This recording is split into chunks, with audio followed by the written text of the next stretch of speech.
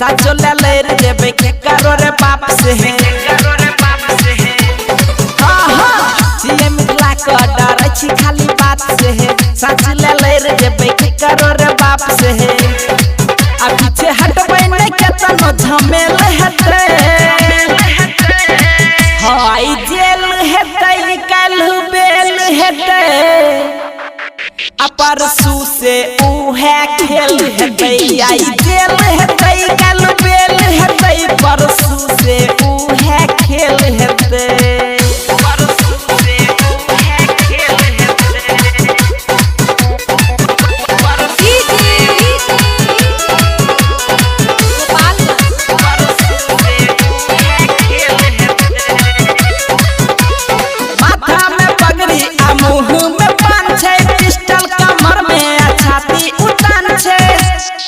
है तो असली ही मिथिला के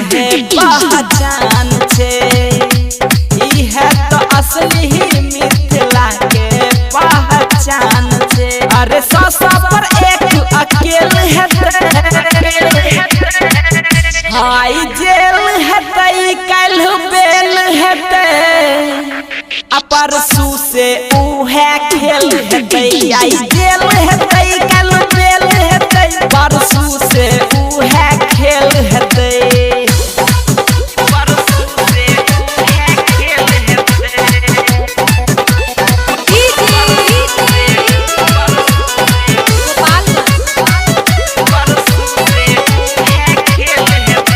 पक्का छियै हम अपन जुबान के लाल पे जान बात एतै जयान पे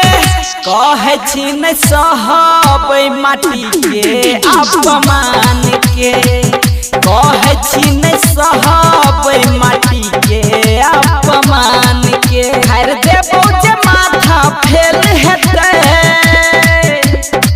हाय जेल हेतै काल्हू बेल हेतै परसू से उहे खेल हेतै आई जेल हेतै काल्हू बेल हेतै परसू से उहे खेल हेतै।